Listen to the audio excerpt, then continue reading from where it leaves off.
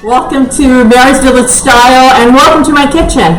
We have an old world recipe for you today. You're going to love, made with cauliflower, the wonder vegetable that everyone's going crazy over. You can make anything out of it, but this is an old recipe. And I have a guest with me today. My guest is Rose Malfitano. She's part of our Friends of Isola della Femmine. And also, as always, we have a group with us today. We have Wolfgang Krosky and Frank Bruno on the camera and on the sound. 400 Club. We have, the 400 Club. Vince DiMaggio and Midge DiMaggio, and my husband Sal is also here. So I want to thank everybody that's been liking our page and that has shared our page and is following us. That's great. We just need you to share us more, okay? And please look at our Isola della Femmine Facebook page and check out our website at friendsofisola.org. And today we have some great produce from Davy Produce in Martinez. So if you're interested in getting produce delivered to your house, give them a call, look at their Facebook page or their website. They have a website. So okay, today we're going to make pasta con broccoli. But in Italian, the broccoli is, they call it broccoli, but it's really cauliflower. So we call broccoli, the green stuff is broccoli, but they kind of do a little reverse there. I think in Sicilian they call it spaghetti. I'm not quite sure when it's green. But we're going to hit pasta con broccoli, which is cauliflower. Okay, so we're going to start today with an ingredient that I don't use much, but it's in a lot of Sicilian cookings, and if you've ever eaten a Caesar salad, it's the base of Caesar salad when you get a good Caesar salad, and that's fillets of anchovy. And I know what you're going to say, oh, you're putting fish in it, but it's just like a Caesar salad. You're not going to even know that it's in there by the time we get finished with it. So it comes in a little box, and this happens to be the brand that I picked up at Winco, and it comes in a little can with a little tab on it. And you just open the can, pull the tab back, and supposedly pull the top off. Just trying to do it carefully. And then they just come out, and I put them in the bowl. Okay, so that is the anchovies. And like I say, that's going to be our base. So we're going to start with that today. And we're going to put, I don't think I'm going to, I have 2 cans in here, and I just opened the 3rd can to show you. But I think I'm only going to put, 2 cans is probably enough. We're going to make enough cauliflower sauce today to do 2 pounds of pasta. So we're going to take this to the stove, and you can see that it has the anchovies in the pot and the oil. And we're going to kind of mash it up, and you're not even going to know that it's in there when we get to the cauliflower.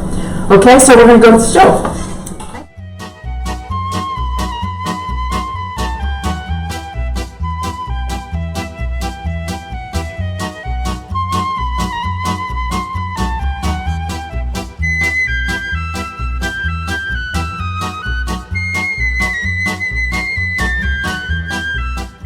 Okay, while Rose is cooking down the anchovies, and we'll show you a picture of the anchovies, Wolf's going to go take a picture with his phone so you can actually see that, how they just kind of melt and fall apart. I want to go through the ingredients for this particular pasta sauce with you. It has a few more ingredients that I usually don't do. I usually do simple ones, but for this recipe you need all of this. I have a pot of steamed cauliflower.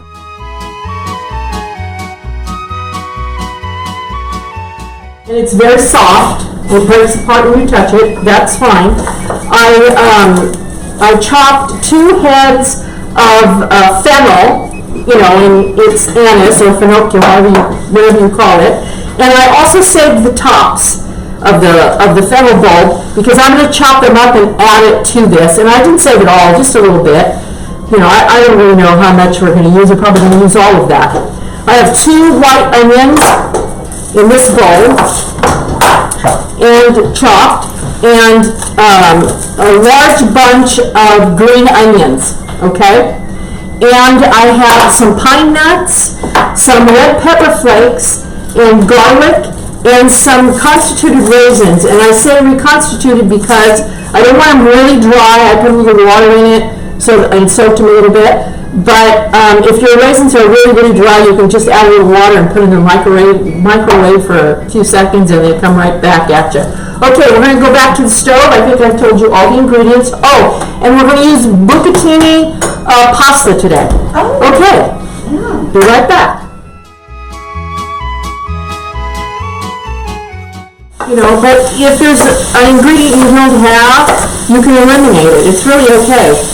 You know, this is just the things that my mother-in-law and my sister-in-law, the way they taught me how to do it. So, my parents didn't really make this particular dish. And I'm just trying to get the tops of the fennel done so we can put it in the pot. I want it to be as little as I could get it, to tell you the truth.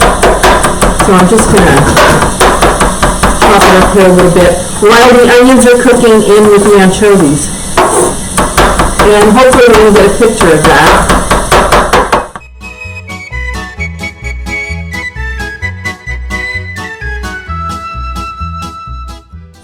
And you know, some people probably just put garlic, but I'm using both. Okay.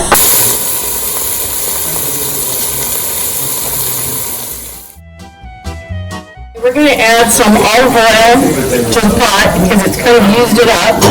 And we're going to turn the heat up.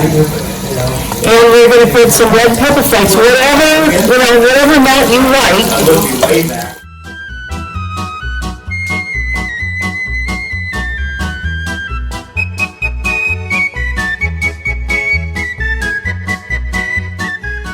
We're going to add some garlic, and you know, I always use a fork, but I would say it's about 2 tablespoons.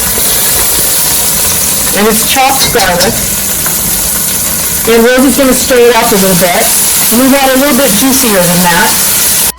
Okay. We're going to add some of the anise, the fennel, that's going in here next. I don't know if I need all of this. But once Rosie stirs it up, we'll know. But you put most of the leaves in first. Yeah, yeah. And I think it all can go in, to tell you the truth. That's where a lot of the flavor is. I think most of the flavor is. You know, it's the fennel bulb is the whole thing is edible. So I don't know why people say that the leaves away, but do you think you need a little more olive oil? A bit. Yeah. Ignorance, Mary, that's why. Yeah, I don't know why they do that, but.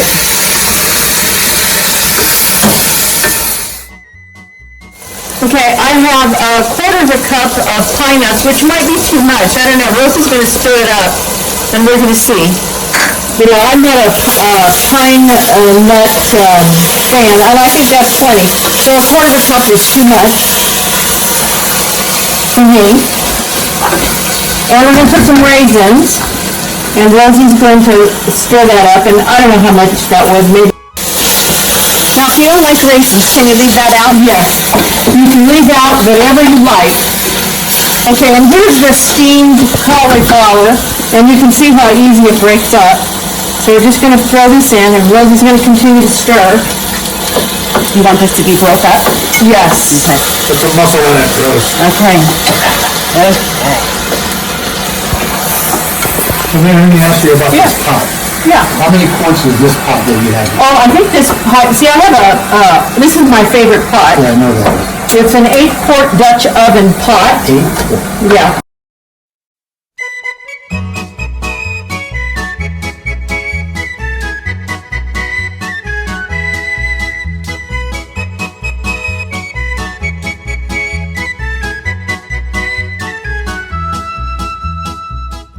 Yeah, and you can see I have a little bit of water left in here from the cauliflower, and I don't know, it's probably half a cup. And it's a little bit dry, the cauliflower in the pot, so I added that cauliflower water. And we're going to add some more oil. And Rosie's going to mix it all up. And maybe you want this instead of that? Is this better? That's good. Oh, okay, okay. All right, so we're going to let that cook a little bit while Rosie mixes it up.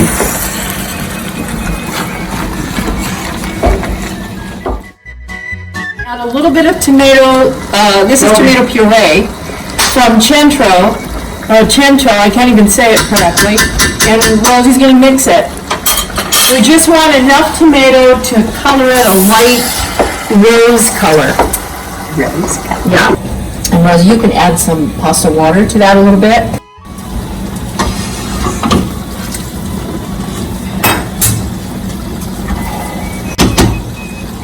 A little more? Yeah, it's a little bit dry. Yeah, good, perfect. As he's doing that, I'm going to add some oil to some plain breadcrumbs because we're going to top this with breadcrumbs. Of course, personally I like cheese, but it's supposed to be toasted breadcrumbs will be the topper on this. Now, are these regular breadcrumbs or your Sicilian breadcrumbs? No, these are just regular plain breadcrumbs. Nothing to it. It's only going to take a minute. Maybe some more sauce? Yeah, a little bit, yeah. Rosie's going to add a little more sauce to the cauliflower. Pretty good, okay, that's good. And this is going to brown right away. And we're going to add some salt and pepper to our cauliflower. They start getting a little bit golden. I'm going to take them out of the pan because I don't want them to burn. You know, just make sure you have enough salt and pepper in that. And then the cauliflower just needs to cook, you know, just until all the flavors are incorporated. That's it, no big deal, just maybe 5 minutes. Everything there is already cooked. And the breadcrumbs are done.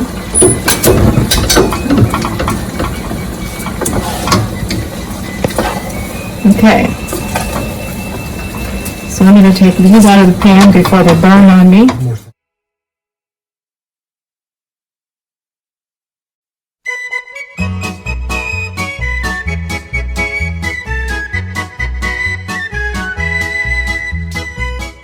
Okay, our sauce is complete. We cooked it, what, Rosie, about maybe 15 minutes. We added a little bit of the tomato puree is what I used. I ended up throwing all of those raisins in here.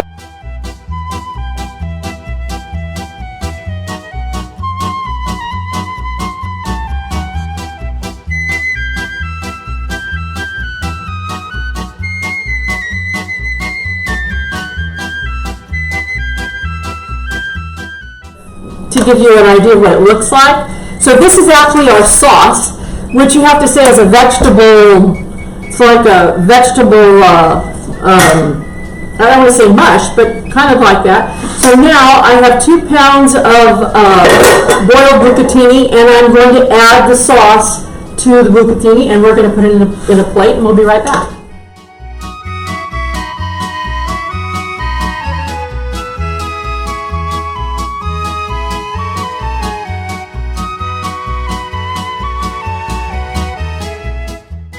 Okay, so we're plating up our bucatini with cauliflower. Here you go.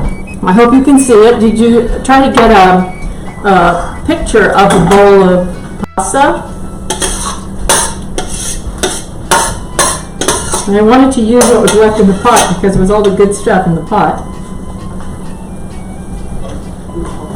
Okay, so here we are, and we'll be back in a minute for the tasting.